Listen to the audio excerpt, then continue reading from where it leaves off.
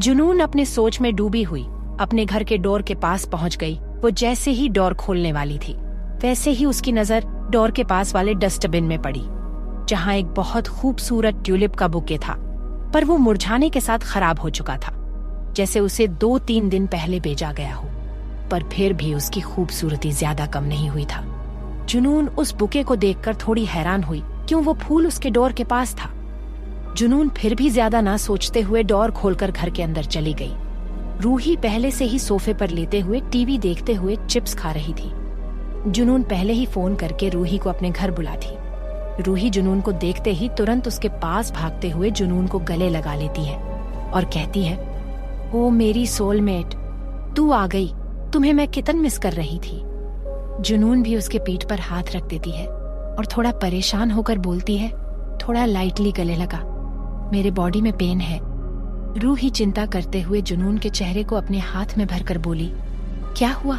क्या business trip बहुत थका देने वाला था? रूही जुनून का हाथ पकड़कर उसे ले जाकर सोफे पर बैठा देती है और 2 ग्लास पानी लाते हुए एक पानी के ग्लास को जुनून को दे देती है और एक ग्लास खुद लेकर पानी पीने लगती है। दोनों ही एक साथ पानी पीकर टेबल पर रख देती है। जुनून के दिमाग में अभी भी कुछ चल रहा था। रूही जुनून को देखते हुए बोली, क्या तुम्हें अपने बॉडी में बहुत ज्यादा दर्द हो रहा है? मैं मेडिसिन लेकर आऊं? रूही जैसे ही मेडिसिन लेने के लिए खड़ी होती है वैसे ही जुनून उसे रोक देती है और कहती है, मैं ठीक हूँ, बस थोड़ा सा दर्द है, रेस्ट करूंगी तो ठीक हो जाएगा। रूही उसकी चिंता करते हुए बोली, मेडिसिन से तुम्हें जल्दी रिलीफ मिलेगा, तो मैं लेकर आती हूँ। रूही इतना बोलकर जुनून के रूम से मेडिसिन लेने चली गई। जुनून परेशान होकर सोफे पर लीन हो गई। जुनून मन में सोचते हुए बोली, मैं रूही को सब सच सच बता दूं या फिर नहीं। उसी पल उसके फोन पर एक मैसेज आया। मैसेज की आवाज सुनकर जुनून अपने हैंड पर्स में से फोन निकालकर मैसेज चेक करने लगी। जुनून को एक अननोन नंबर से एक वीडियो आया था। तभी एक साथ 3-4 मैसेज आया। जुनून मैसेज को पढ़ने लगी। रूही मेडिसिन लेकर आ चुकी थी और सोफे पर बैठकर जुनून के फोन में देखने लगी। उस मैसेज में पहला मैसेज लिखा था, आप सोच रही होंगी कि मैं कौन हूँ। दूसरा मैसेज, मैं आपका हैंडसम देवर और हसरत भाई का छोटा भाई। तीसरा मैसेज, और भाभी, मैंने आपको एक पार्टी का इंटरेस्टिंग वीडियो क्लिप भेजा है जो शायद आपको भी उसे देखकर पसंद लगेगा। जुनून उस मैसेज को पढ़कर जैसे वो कुछ समझ चुकी थी कि इस वीडियो में कुछ अजीब होगा, क्योंकि जुनून ऋषि के बेशर्मी को अच्छे जानती थी।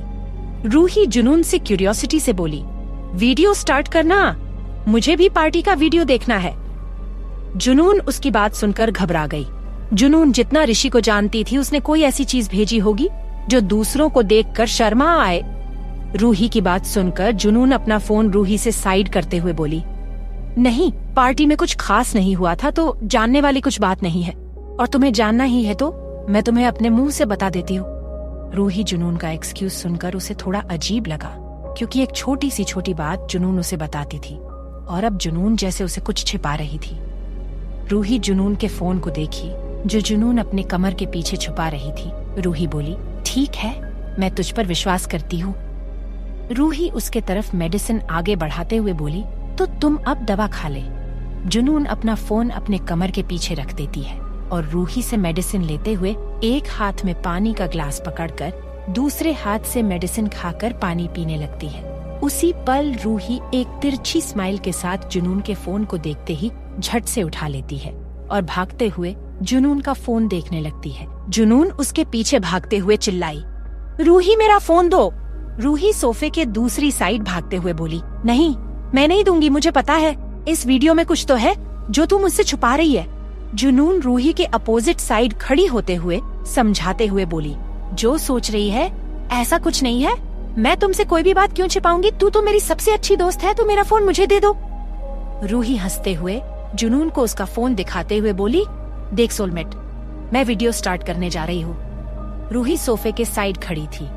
तभी जुनून अपना फोन लेने के लिए रूही के पास दौड़ पड़ी, पर रूही उसके आने से पहले ही वीडियो को देख रही थी। रूही का मुंह हैरानी से खुला हुआ था। जुनून अपने फोन में देखती है जिसमें उसका और हसरत का पार्टी में किस करने का वीडियो था।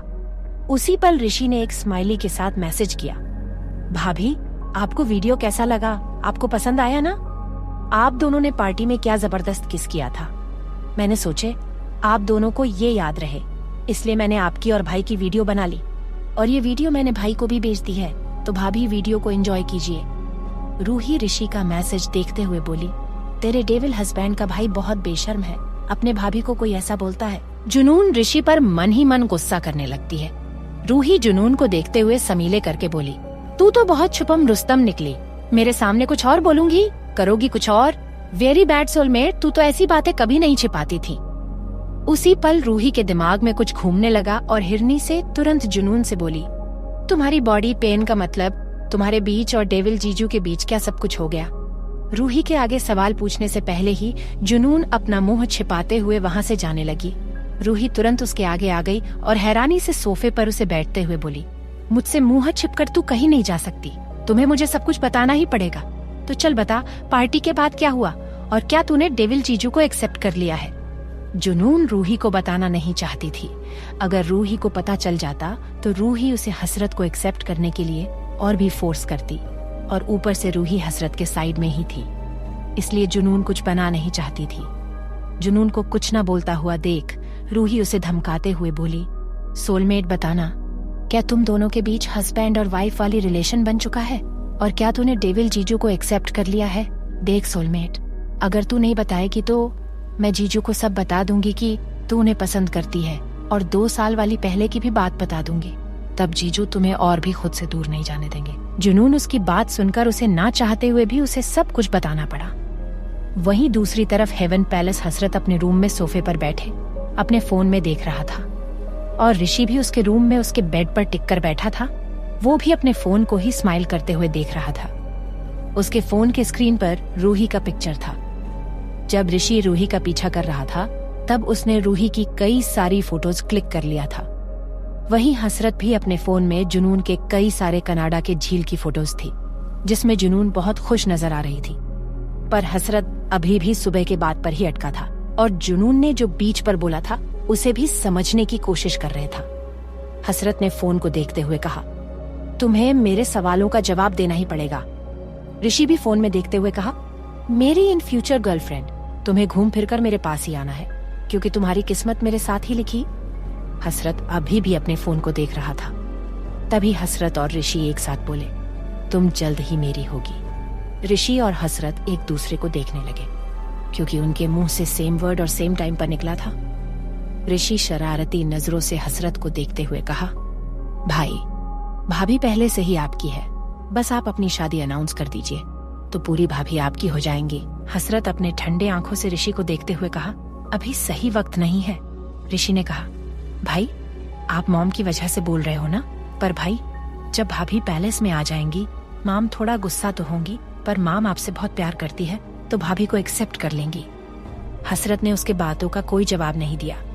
तभी ऋषि मुस्कुराते हुए कहा, तब भाई आप जल्दी से भाभी को घर लाइए, और आप दोनों 4-5 बच्चे करके मेरे और मेरी गर्लफ्रेंड के हाथों में और मॉम डैड के हाथों में बच्चों को खेलने के लिए दे दीजिए।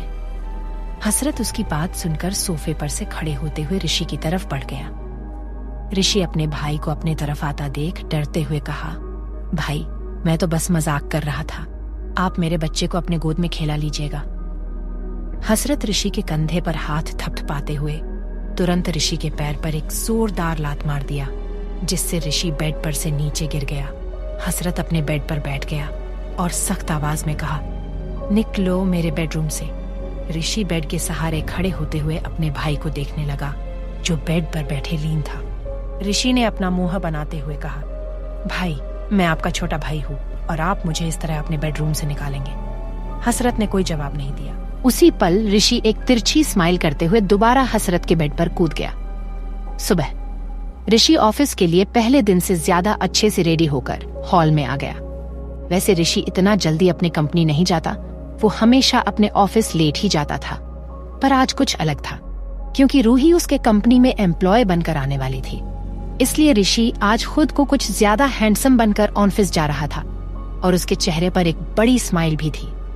हसरत भी अपने पूरे डैशिंग अंदाज में ऑफिस जाने के लिए रेडी होकर हॉल में आ चुका था। शीला जी और सोहिल जी सोफे पर बैठे उन दोनों को हैरानी से देख रहे थे। सोहिल जी उन दोनों को देखते हुए शीला जी से बोले, क्या ये दोनों कहीं जा रहे हैं, क्योंकि इनके कपड़े कुछ ज्यादा ही ऑफिस जाने के लिए कैजुअल है। शीला जी उन दोनों को देखते हुए सोहिल जी से बोली, मुझे इसके बारे में कुछ नहीं पता है।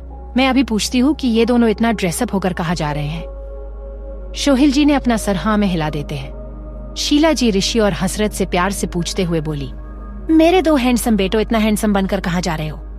ऋषि और हसरत ने बिना कोई रिएक्ट किए दोनों ने ही एक साथ जवाब दिया, ऑफिस। दोनों एक ही वर्ड बोलकर दोनों ऑफिस के लिए निकल गए। उन दोनों के जाते ही सोहिल जी अपनी वाइफ से बोले, इतना ड्रेसअप होकर कौन ऑफिस जाता है? ये दोनों ऐसे रेडी हुए हैं जैसे ये दोनों किसी डेट पर जा रहे हैं। शीला जी को भी ऐसा ही कुछ लग रहा था। क्या होगा इसके आगे जानने के लिए सुनते रहिए क्रुएलिटी ऑफ माई CEO, सिर्फ पॉकेट FM पर।